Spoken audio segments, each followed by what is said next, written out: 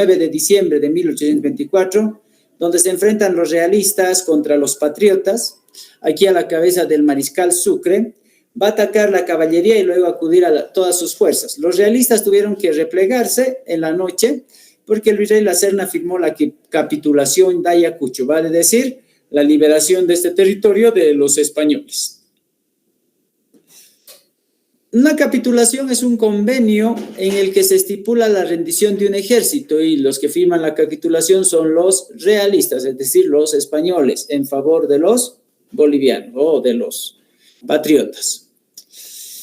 Ok, después de esta victoria, la victoria de Ayacucho, Sucre se va a dirigir a el Alto Perú, que es lo que se llamaba en ese tiempo. Esta población estaba decidida por su emancipación. En febrero de 1825 llegó al desaguadero donde Casimiro Lañeta, que lo tenemos acá en la foto, ¿sí?, lo convenció de convocar un congreso donde el Alto Perú debía decidir su futuro. Simón Bolívar deseaba que la Gran Colombia sea parte primordialmente Bolivia de la Gran Colombia y que no nazca una otra república en solitario. El deseo de Simón Bolívar era que todo sea fusionado, todo sea uno solo. Entonces, por eso es que había ayudado también a la liberación del Alto Perú. Pero Casimiro Lañeta había convencido a parte del Congreso para que se pueda crear Bolivia de manera independiente. Ok, tenemos la primera asamblea en nuestro país, que es la Asamblea Deliberante del año 1825. Muy bien. A ver, Jairo, vamos a irnos a lecturita. La Asamblea Deliberante empezó sus deliberaciones en Chuquisaca en junio. Sucre no quería empezar sin la presencia de Simón Bolívar, así que recién en agosto iban a tomar decisiones. La mayoría de los diputados optaron por la independencia absoluta. Eso, muy bien. Entonces va a empezar sus trabajos la asamblea en Chuquisaca. En ese tiempo no existía todavía la ciudad de Sucre, se llamaba Chuquisaca, esa intendencia. Y ahí el mariscal de Ayacucho va a decir, bueno, no vamos a poder realizar todavía ninguna decisión hasta que el Libertador llegue. Cuando Bolívar no podía todavía como que venir a estos sectores porque él estaba prescindiendo, o sea, siendo presidente de la Gran Colombia, entonces lo único que daba era darle la oportunidad a que la Junta o la Asamblea Deliberante tome la decisión acá en Bolivia. ¿Bien? Ok, entonces para eso se va a realizar un acta de independencia. Entonces la Asamblea Deliberante va a debatir sobre los siguientes proyectos o los siguientes puntos. Primero, que el imperio incaico se restaure. Obviamente eso no se podía hacer porque como ya había pasado, los españoles habían colonizado, habían conquistado estos territorios, entonces el imperio incaico no se podía colonizar en ese contexto. Otro de los aspectos era la autonomía e independencia con la creación de un nuevo estado. Obviamente querían que sea una república en solitario y eso les beneficiaría en su factor de independencia. También se tomaría en cuenta de que el territorio del Alto Perú, el territorio de Charcas, fuera anexado al virreinato del Río de la Plata y obviamente eso también era un punto de vista muy extremista porque ahí dependeríamos de Argentina. O la anexión a la nueva República del Perú, que tampoco sería considerado porque en ese caso tampoco seríamos independientes. Entre el 6 de agosto de 1825, Casimiro Lañeta y José Mariano Serrano hacen triunfar la tesis de la autonomía por una mayoría que quedaron exceptuados 2 diputados, uno de La Paz y otro va a ser, 2 diputados de La Paz, perdón. Y ahí se va a leer el acta de la independencia redactada por José María Serrano, ¿sí? Después de las guerras, de la guerra de Ayacucho especialmente, la presencia de tropas, constante de tropas, paralizó la producción. La población, especialmente de Potosí, disminuyó. La mita fue suspendida más o menos en 1812 y no fue repuesta, lo cual tuvo la producción minera. Y las contribuciones voluntarias dañaron a la población urbana y rural. Entonces, los nuevos estados pasarían a ser principalmente lo que es parte de cada uno de los países. Y ahí vamos nosotros estableciendo lo siguiente. Se establecieron principalmente el uti possidetis, la libre determinación y la colonización. Se mantendrían tal vez la economía en los nuevos estados, manteniendo el tributo indígena y el impuesto a las importaciones. Obviamente la revolución industrial se afecta un poco a la economía de los nuevos países, pues se incrementa la importación y estos nuevos países deben recuperar la economía de la plata. Así es como quedó el mapa una vez que se llegó a la independencia. Recordando al virreinato de la Nueva España, que en este caso ya se vuelve México, el virreinato de la Nueva Granada, que se vuelve la Gran Colombia, incluyendo Centroamérica, el virreinato del Perú, que acá lo vamos a tener ya como Perú mismo, ¿ya? Y el virreinato del Río de la Plata, que va a estar establecido con Bolivia, Paraguay, Chile y Argentina, ¿ya? Estos van a ser los... Así es como se va a ver el mapa en ese tiempo, ¿no? Así es como Bolivia en este contexto sería así de grande, ¿no? Y obviamente con las pérdidas territoriales va a perder el Acre, va a perder el Chaco, va a perder el Pacífico, ¿ya? Y ese contexto, ¿ok? ¿Qué es el uti possidetis, no? El uti possidetis en latín significa como poseéis. Se dice del principio jurídico según el cual frente a una situación jurídica dada se mantiene la situación de posesión actual de los bienes hasta que recaiga resolución definitiva en el conflicto. Vale decir, con el uti possidetis, este sería el territorio de Bolivia, el que está marcado. Bueno, Bolivia nace con una nueva constitución política del Estado. En este tiempo, en 1825, vamos a tomar en cuenta la República de Bolívar. Ok, vamos a leer el primer cuadro, ¿ya? Andrea, ¿podéis leer?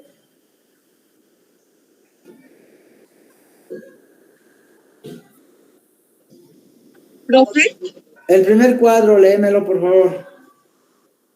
las primeras resoluciones de la Asamblea Deliberante se estableció un sistema republicano.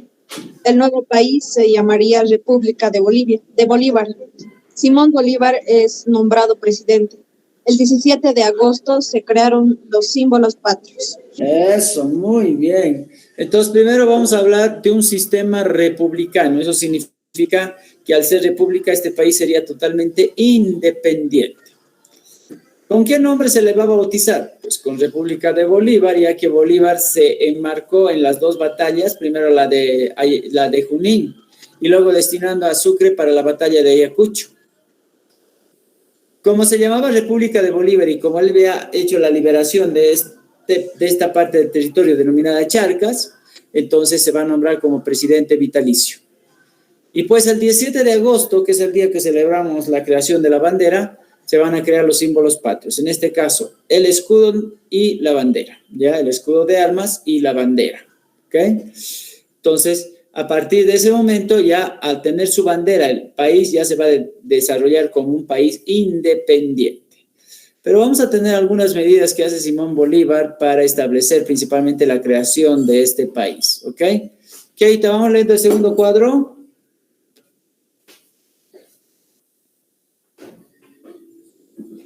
El segundo no, profe. Sí.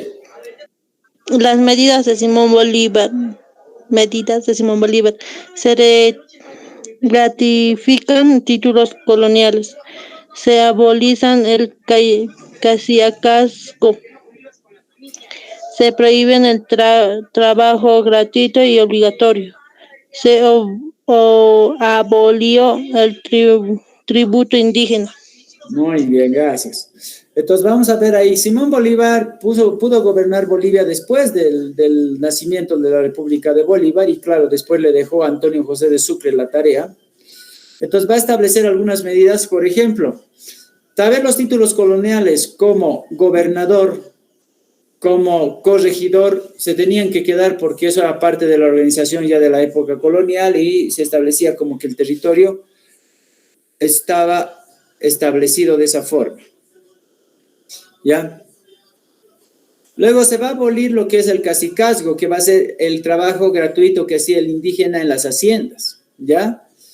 Asimismo, se va a prohibir que los indígenas sigan trabajando de manera gratuita y obligatoria, como se les estaba dando hasta ese momento, y ya no se va a tomar en cuenta el tributo indígena como se lo hacía antes, ¿sí? Se va a abolir el tributo indígena, o sea, se va a suprimir, eso quiere decir abolir, ¿sí? Muy bien. Ana, tercer cuadro.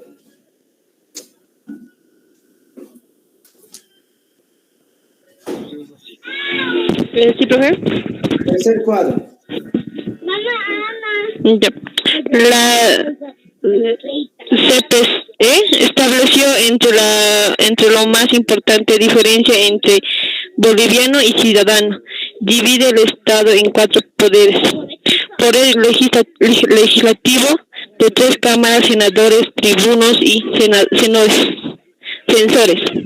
Poder ejecutivo, un presidenta vitalicio y 4 ministros. Poder judicial, Corte Suprema de Justicia, poder electoral. Muy bien, gracias. Mil disculpas por la incoherencia. Presidente, está bien, ¿ya? Ok, entonces vamos a ver la diferencia entre boliviano y ciudadano. ¿Qué es un boliviano? Un boliviano es aquel nacido en Bolivia, en este caso en la República de Bolívar, para ese entonces, ¿sí?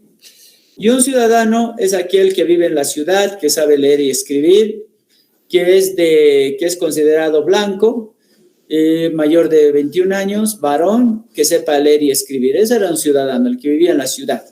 Mientras boliviano era todo aquel que ya sea nacía o vivía en la ciudad o vivía en el campo, pero que en cuyo sentido no sabía leer ni escribir muchas veces un boliviano, mientras un ciudadano era distinto, ¿sí? Los únicos que elegían a representantes políticos eran normalmente los ciudadanos, ¿ya? Y eso era selectivo, ¿muy bien?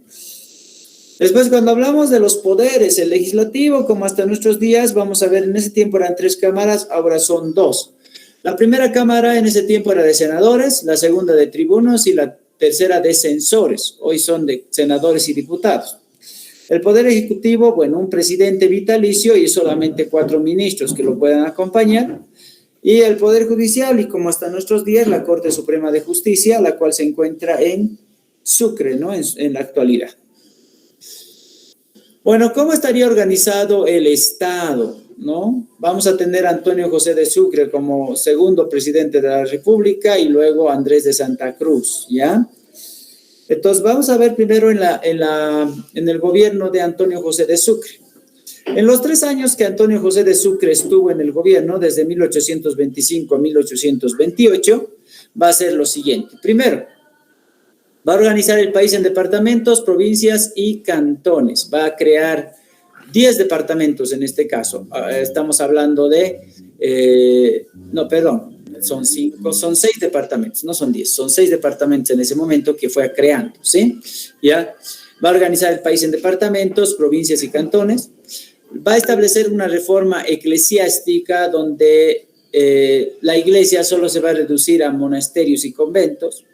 Va a establecer una reforma educativa para que la educación dependa del Estado y se vuelva laica, o sea, libre de religión y fiscal, donde adopta un método que es el método lancasteriano. Va a eliminar el tributo indígena, pero este va a fracasar porque sin el tributo indígena el país empieza a decaer, ¿sí? Tenemos a desde Santa Cruz desde 1828 hasta 1838. Andrés de Santa Cruz va a aprobar en 1831 la nueva constitución política, donde se va a dar más poder al presidente. El poder del presidente duraba 4 años y se podía disolver, y podía disolver el Congreso, estaba sobre el Congreso. Va a aprobar los siguientes códigos: el civil, penal, mercantil, el de minería y el procedimental. La economía va a ser de carácter proteccionista, va a decir todo lo nacido y en este país, industrializado en este país. Y también vamos a hablar de la moneda feble, que va a ser el tipo de moneda que se va a fundamentar en ese tiempo. ¿Sí? Muy bien. Ok, ¿alguna duda por ahí? ¿Preguntas? Bueno. Andrés de Santa Cruz también lo que hace es la Confederación Perú-Boliviana, que va a estar entre 1835 a 1839, ¿ya? Vamos a ver que la Confederación Perú-Boliviana era la meta de Santa Cruz, porque mediante esta confederación iba a seguir el sueño de Simón Bolívar. Con esta Confederación Perú-Boliviana se iban a unir Bolivia, Perú y todo directamente a la Gran Colombia, ¿sí? ¿Ya? Entonces, en este caso, a causa de intentos, enfrentamientos, especialmente entre lo que son la situación de los chilenos que estaban en contra de esta unificación entre Perú y Bolivia, se va a aparecer un conflicto que va a estar en el año 1839, donde se va a disolver esta confederación. ¿Ya? Después de esto, Santa Cruz en 1838 le va a establecer, en 1838 le va a establecer o le va a ceder el poder a José Vallivian, porque no va a triunfar este proyecto de la Confederación Perú-Boliviana, y como esto era su la única meta que tenía Andrés de Santa Cruz para establecer un buen gobierno, y como esto se quiebra y se rompe, entonces le va a dar el dominio a José Vallivian de Segurola.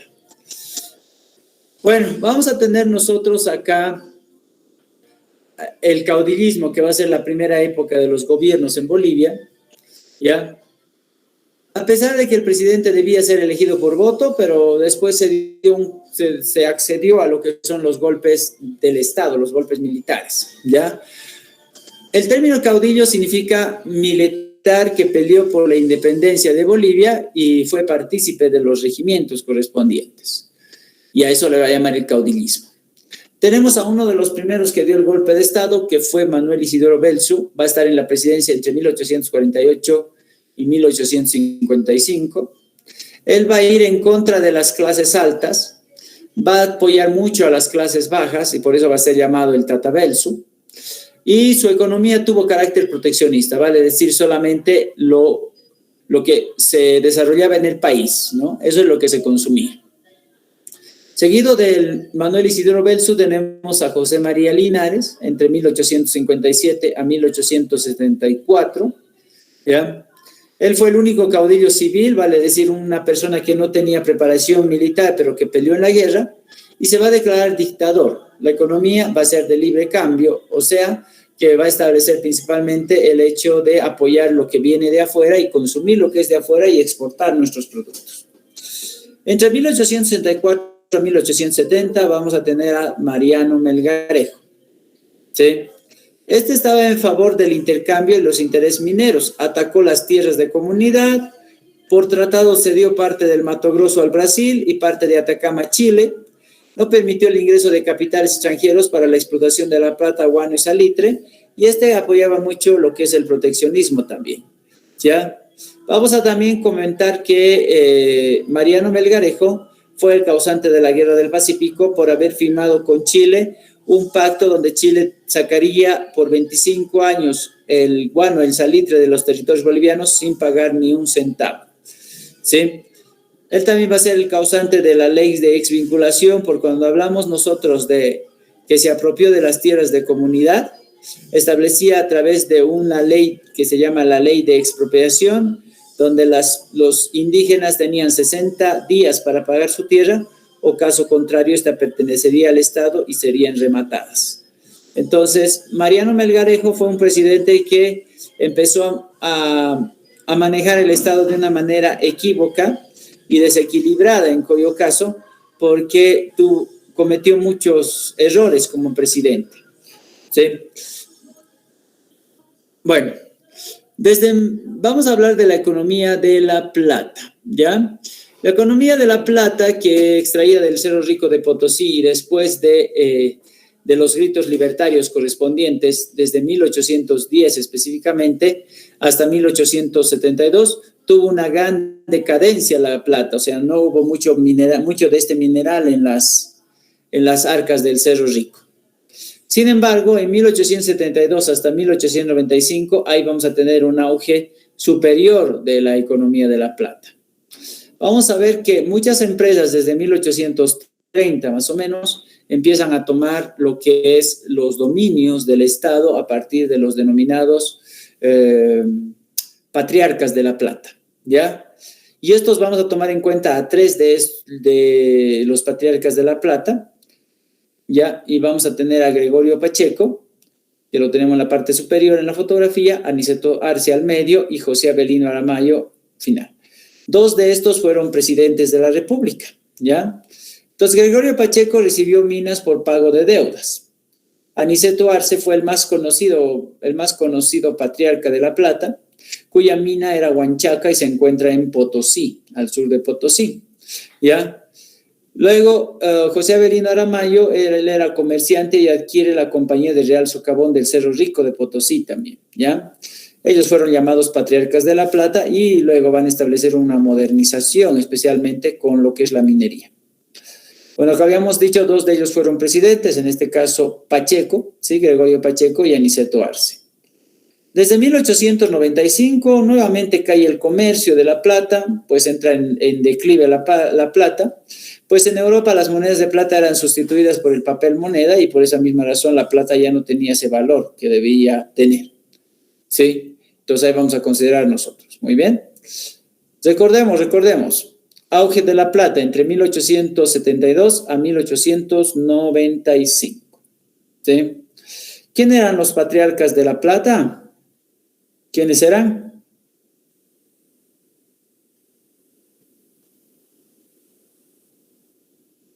¿Quiénes eran los patriarcas de La Plata?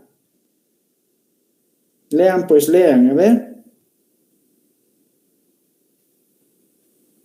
Gregorio Pacheco, Aniceto Arce y José Avelino Aramayo.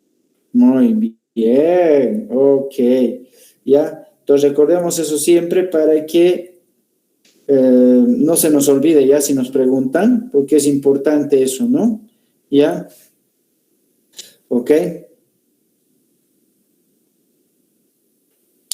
Bueno, entonces desde 1895 esto decae, ¿no? Y luego viene el estaño. Bueno, en 1879, 78, 79, hasta 1883 se da la Guerra del Pacífico. ¿Ya? Pero vamos a hacer un antecedente antes de que pase esta guerra, muy bien. Hablemos primero del litoral boliviano, ¿ya? ¿Quién crea el departamento del litoral? Y vamos a tomar en cuenta acá como un antecedente importante, ¿está bien? A ver, Pilar, vamos leyendo todo esto, desde aquí hasta aquí, ¿ya? En 1829, el mariscal Santa Cruz, mediante decreto, transformó a Atacama en una provincia independiente con un gobernador que respondía directamente al presidente. Muy bien. Entonces, en 1829 se va a decretar principalmente lo que vendría a ser la independencia de la provincia de Atacama. ¿Sí? En 1839, Velasco eleva el rango del litoral a distrito con un prefecto. En enero de 1867, el gobierno de Mariano Melgarejo creó el departamento del litoral. Y políticamente se dividía en dos provincias, La Mar, capital Cobija, que era además capital de todo el distrito, y Atacama, capital San Pedro de Atacama. ¿Sí? Entonces, ¿qué año se va a crear el departamento del litoral y quién crea el departamento del litoral?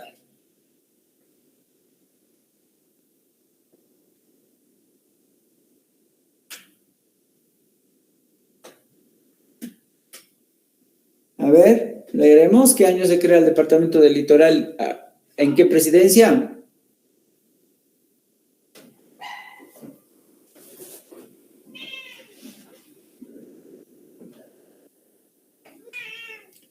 ¿Cómo es? A ver, ¿quién me dice?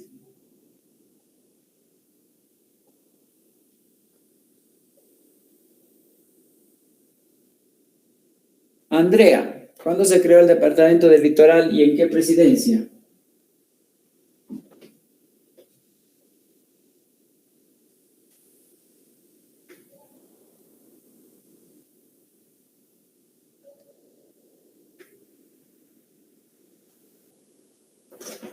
Pues, Profe, no lo puedo escuchar. ¿cuándo se creó el Departamento del Litoral y en qué presidencia?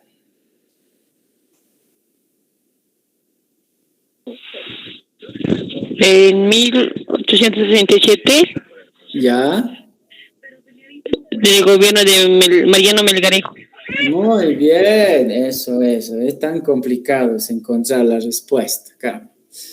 El Departamento del Litoral, comúnmente llamado Litoral Boliviano, fue designación de la extensión de la costa del desierto de Atacama, que integró el territorio boliviano desde el año 1825 hasta 1879, que fue la Guerra del del Pacífico. Antes de nacer Bolivia como Estado independiente, estos territorios formaban la Intendencia de Potosí, comprendida entre la Real Audiencia de Charcas. Luego de la independencia pasa a ser parte de Bolivia como nación heredera del territorio chariquino, ¿ya? O sea que el litoral, ¿ya? En realidad sí pertenecía a Bolivia hasta 1879, que se dio la Guerra del Pacífico, pero también antes de esta guerra, ¿ya? Antes de que se decrete que sea Bolivia, el litoral pertenecía a la Intendencia de Potosí, ¿ya? Y esto que era dentro de la Real Audiencia de Charcas. Y claro, después de la independencia, ya de 1825, el litoral pasa a ser principalmente una parte de Bolivia como nación heredera, obviamente de Charcas, que había quedado en ese tiempo. Bueno, vamos a ir nosotros haciendo igual un antecedente con relación a la Guerra del Pacífico que se va a dar entre 1879 a 1883. Entonces, tomemos en cuenta lo siguiente. La decadencia económica de Cobija, sumada a los movimientos telúricos que afectaron, determinó en los hechos que desde 1875 la capital del departamento fuera Antofagasta, ¿ya? Entonces, la capital del departamento del litoral era Antofagasta. Al nacer la República, nuestro litoral tenía alrededor de 3.700 habitantes. En 1855 tenían 5.500 habitantes y en el momento de la guerra alrededor de 15.000 habitantes. El hecho más dramático es que la gran mayoría de esa población era de origen chileno, ¿ya? Entonces todos eran casi chilenos, porque obviamente los chilenos habían habitado estos territorios mucho más antes que se declare la guerra, de que Chile declara la guerra a Bolivia. La razón por qué una región tan inhóspita como Atacama se convirtió en motivo de conflicto fue la evidencia de su riqueza que se reflejaba sobre todo en dos productos, el guano y el salitre. En la época colonial, la potasa extraída de las sales se usó para la fabricación de pólvora, pero a partir de 1830 se constató su poder estimulante de la producción agrícola, porque tanto el guano como el salitre eran fortificadores de tierras, especialmente de tierras áridas, como pasaba en Inglaterra. Complementario del guano, el salitre tuvo una gran demanda como fertilizante agrario consumido por naciones europeas y Estados Unidos, y esta fue explotada y exportada intensivamente en ese tiempo. Y a ver, hace una pregunta bien interesante y de cultura general. ¿Qué sería el guano? ¿Qué sería el guano? A ver, ¿qué me dice? ¿Alguna idea?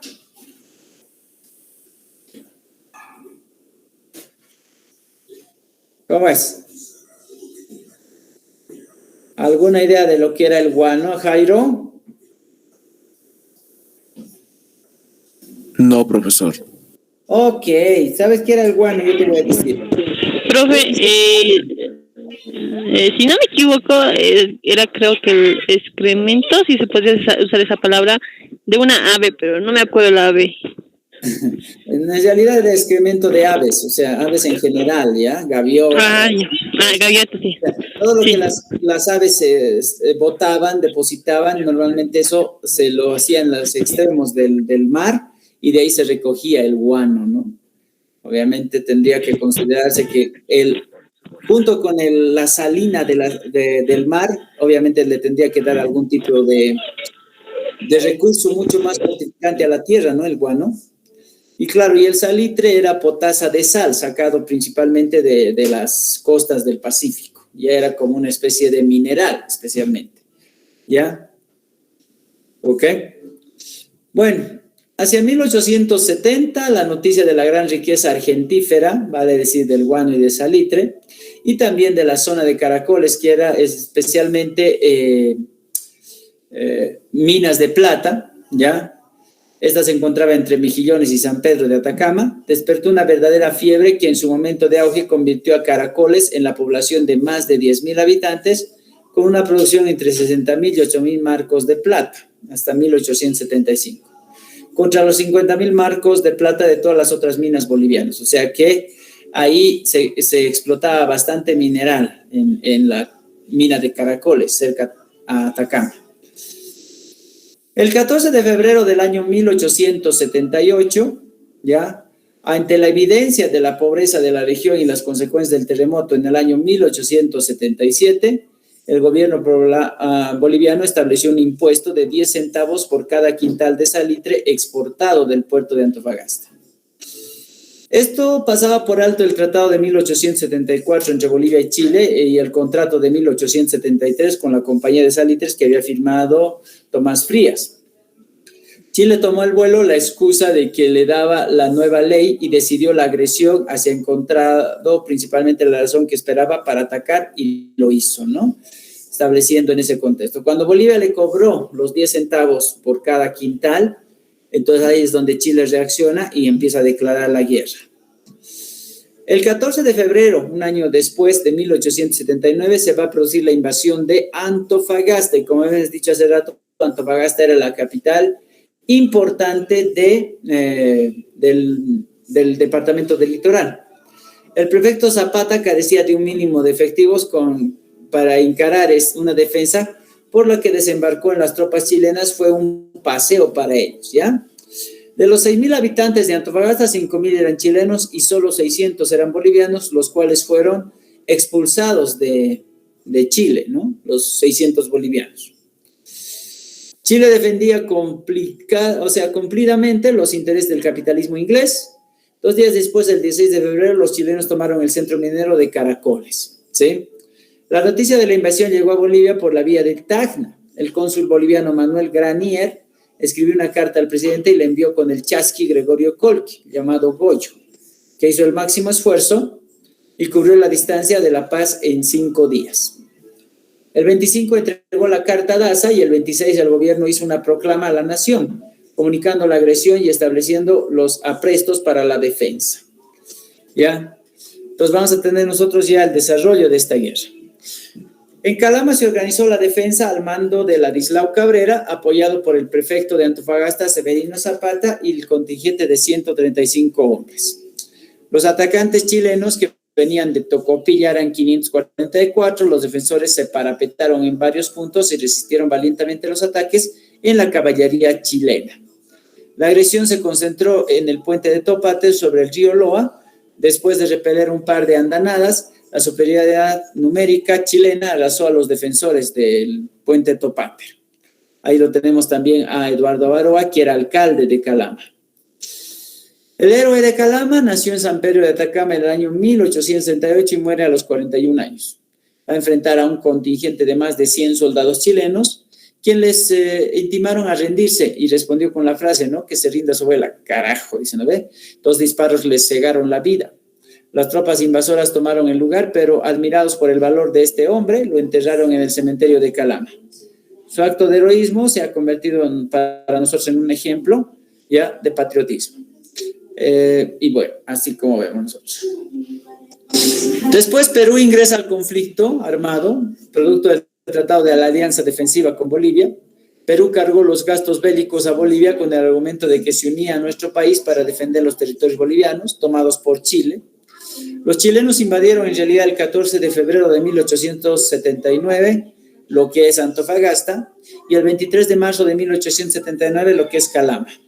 Entonces ya cuando Perú se va a asociar con Bolivia, ya habíamos perdido esos territorios. Entonces lo único que nos quedaba era tal vez pelear por territorios peruanos, pero que en realidad para los que iban entrando dentro del proceso de la guerra no era factible. La última batalla en la que vamos a ver nosotros donde Bolivia toma más iniciativa va a ser la batalla del Alto de la Alianza, donde se va a sumar lo que son peruanos, bolivianos contra chilenos, ¿ya? Esta va a iniciar el 26 de mayo de 1880. El objetivo era Tacna, un territorio peruano, y para ello se ha preparado un ejército de 19,000 hombres, en los que se van a sumar 12,000 efectivos, 6,500 peruanos y 5,500 bolivianos. Estos eran fuerzas aliadas. Y en esta batalla va a haber más de 5,000 muertos y heridos, quedando rezagados en el campo los destacamentos Murillo y Zapadores de Bolivia y Tacna del Perú. Y fueron la última resistencia. Tacna cayó en manos de los chilenos. Esta batalla selló la suerte de Bolivia y fue la última de la guerra del Pacífico en que participaron las armas bolivianas. Perú se va a quedar peleando hasta 1883. Bolivia se retira de la guerra el año 1882. Bueno, después de esta guerra, en octubre de 1880, va a haber un primer acercamiento de solución. Esta va a estar propiciada por Estados Unidos. Chile va a proponer la cesión de los territorios de Perú y Bolivia, ubicados al sur de Camarones, un pago de 20 millones de pesos, la devolución de bienes chilenos despojados en Perú y Bolivia y la ruptura definitiva de la alianza Perú-Boliviana y retención temporal de Moquegua, Tacna y Arica. Por lo bajo, los delegados chilenos propusieron a Bolivia cederles Tacna y Arica a cambio de la aceptación de las restantes condiciones. Esto fracasó porque Chile inició la campaña de Lima y en los hechos la mayoría de las exigencias terminaron por cumplirse por la fuerza. O sea, no se dio solución hasta 1880. En 1879, este era el mapa que correspondía a nuestro país y lo que nos pertenecía a nosotros como parte del Pacífico. En 1929, ya después de la guerra del Pacífico, ya se va a reconfigurar otra vez el mapa de Bolivia y tenemos toda esta pérdida territorial, ¿ya? Y este es el territorio donde ahí se va a dar a cabo la guerra de la batalla del Alto de la Alianza, que es un territorio entre Perú y Chile, y obviamente esto va a pasar a territorio chileno, ¿ya? Entonces, ¿cuáles son las consecuencias de esta guerra? Bolivia va a tener una privación a la salida del Pacífico, ya va a perder la salida al mar, va a perder la provincia de Antofagasta, que es la principal capital del departamento del Litoral, va a perder principalmente lo que son las minas de cobre y de yodo, de plata, de cobre y de yodo, que se encontraban en Caracoles, y obviamente va a perder el territorio del guano y el salitre. Perú va a perder lo que es la provincia de Tarapacá y también va a perder los territorios ricos en salitre y cobre. Chile se va a convertir en una potencia sudamericana porque va a ganar territorios, ¿ya? Y va a establecer territorios tanto de Perú como de Bolivia en sucesión. ¿Ya? Muy bien. Bueno, hasta ahí podemos ver nosotros lo que es la guerra del Pacífico. Claro que en 1879 nosotros habíamos peleado por un territorio que en realidad ya habíamos perdido. Fuimos a la guerra solamente apoyar a Perú, en este caso en la batalla del Alto de la Alianza, porque todos los territorios que los chilenos nos ganaron en esta guerra, todos esos territorios fueron cedidos a Chile finalmente, ¿no? Y vamos a considerar en algún momento que esta guerra nos ayuda a nosotros, nos enseñó a nosotros a proteger esa parte del territorio, pero nos descuidamos de los otros territorios que vamos a ver el día de mañana con la guerra del Acre, ¿sí? Especialmente, qué es lo que pasó en esta guerra, en qué tiempo, a qué tiempo fue esta guerra y todo eso, ¿no? ¿Ya? Recordemos que la guerra del Pacífico fue entre 1879 a 1883, pero Bolivia se retira después de la batalla del Alto de la Alianza en 1882, ¿ya? Entonces vamos a considerar nosotros que se establece principalmente esta pérdida por justamente las invasiones previas que se dieron el 14 de febrero de 1879 y el 23 de marzo de 1879 respectivamente, el primero en Antofagasta y el segundo en Atacama, ya en San Pedro de Atacama, ¿ok? Muy bien, ¿alguna duda, pregunta? Ok, ¿han entendido? ¿Qué dice Jairo? ¿Has entendido? Sí, profesor. ¿Seguro? A ver, una preguntita, Jairo, para irnos, ¿te parece? Está bien, profesor. ¿De qué año es la Guerra del Pacífico?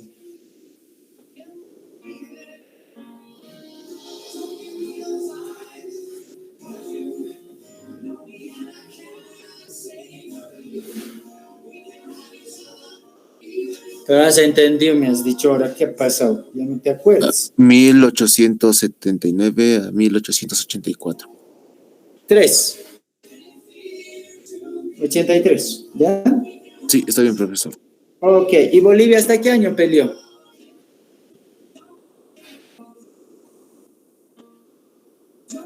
¿1985? No, 1882. ¿Sí? Bolivia pelea en la Guerra del Pacífico de 1879 a 1882, ¿ya? Ok, jóvenes, entonces, ya pues atiendan. A ver, mañana vamos a hacer algunas preguntas que hemos visto hoy día. Vean siempre las grabaciones y nos vamos viendo el día de mañana, ¿ok? Se cuidan mucho. Chao, chao. Hasta luego, profesor. Hasta luego.